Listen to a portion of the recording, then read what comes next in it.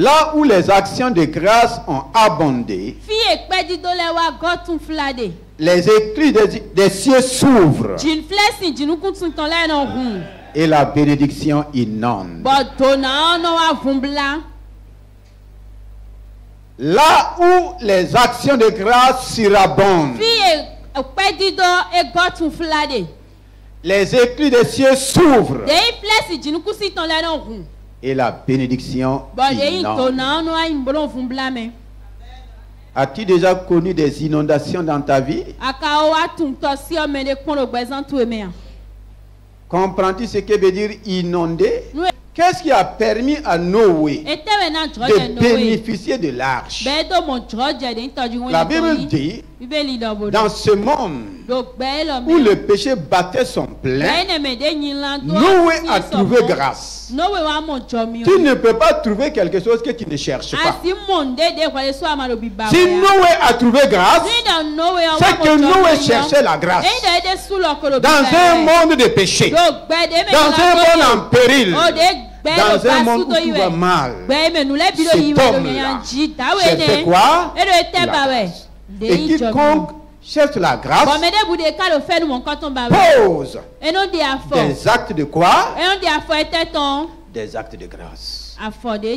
C'est pourquoi ce qui montre que Noé était un homme qui posait des actes d'action de grâce. Le jour qu'il est sorti de l'arche, quelle était la première chose que Noé a posée? Qu'est-ce qu'il a fait premièrement? Le jour qu'il est sorti, là, quand Noé a mis ses pieds sur le sol sec, la Bible dit qu'il bâtit un autel.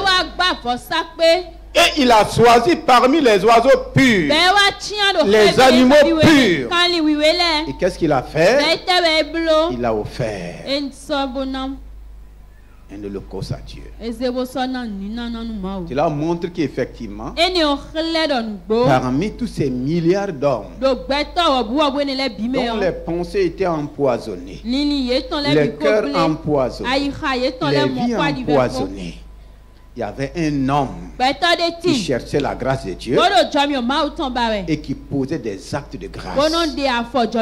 C'est pourquoi l'action de grâce n'est pas donnée à n'importe qui. Si tu n'as pas cherché la grâce de Dieu cette année, tu n'es pas qualifié pour rendre grâce à Dieu.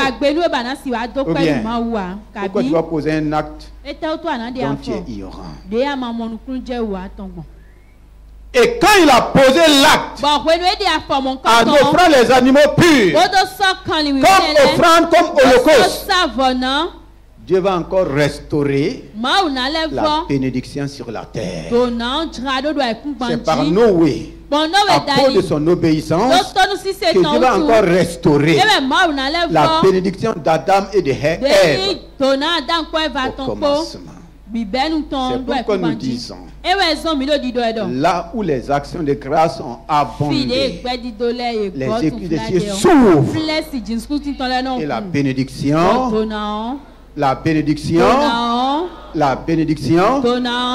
inonde.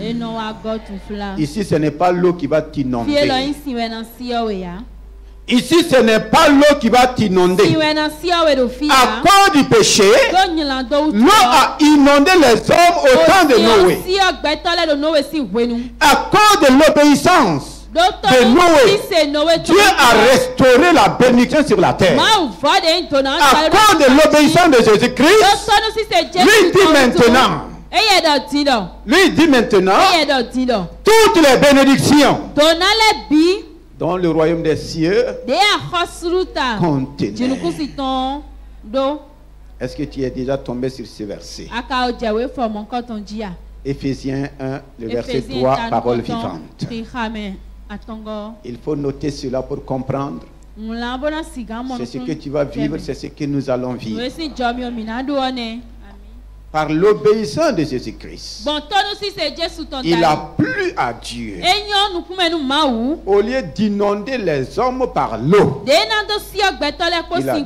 décidé d'ouvrir les éclus des cieux pour déverser. De même que l'eau a été déversée et a inondé la génération de Noé, maintenant les éclus des cieux s'ouvrent. Éphésiens 1, le verset 3. Et nous allons prier pour rester dans le temps. 1 verset 3, parole vivante. Loué soit Dieu, le Père de notre Seigneur Jésus-Christ, qui nous a comblés par l'esprit de toute la plénitude des dons célestes. Non seulement il nous a comblés, il a déversé d'en haut. Que quelqu'un dit, il a déversé. Qu'est-ce qu'il a déversé? Il a déversé d'en haut sur nous. Sur qui? Sur nous. Ce n'est plus sur les Noé. Sur qui? Sur nous qui vivons dans la communion avec Jésus-Christ. Toutes les bénédictions.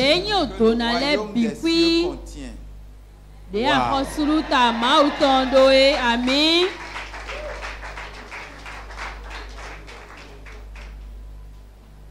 Quelques bénédictions que le royaume des cieux contenait.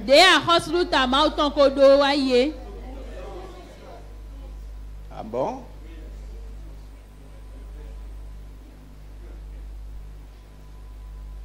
Regardez quand les sources du grand abîme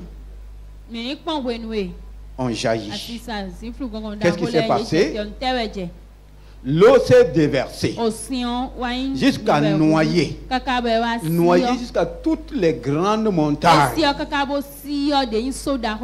Alléluia.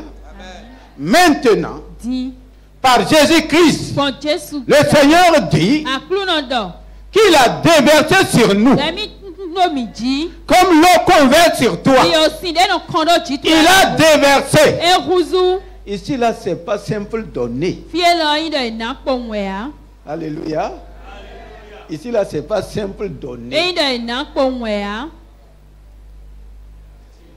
y a une différence de te donner un fruit et de prendre le panier de fruits là. Lequel tu veux.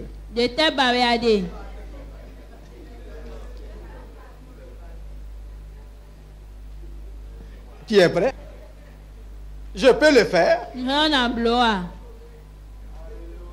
Est-ce que les bénédictions du royaume là? On dit que le royaume de Dieu est con. Ça veut dire quoi? Qui est déjà allé au port? Tu as déjà vu les conteneurs au port? La terre là, c'est même plus petite que le royaume des cieux. Si Dieu pouvait ouvrir nos yeux, vous savez le port de Cotonou là, tous les conteneurs qui sont sur la terre n'ont rien à voir, ne sont même pas comparables aux conteneurs de bénédiction que le royaume des cieux contenait. Et Jésus dit toutes les bénédictions que le royaume des cieux contient. J'ose vous dire, ce n'est pas tout l'eau du ciel qui est descendu au temps de Noé. C'est descendu seulement pendant 40 jours et 40 nuits. Il a dit stop, c'est bon. Mais par rapport aux bénédictions, si nous comprenons ces paroles, tu ne vas jamais accepter la malédiction dans ta vie. Tu vas refuser de marcher dans la malédiction. Comment tu peux marcher sur des conteneurs de bénédictions et dire que tu es maudit?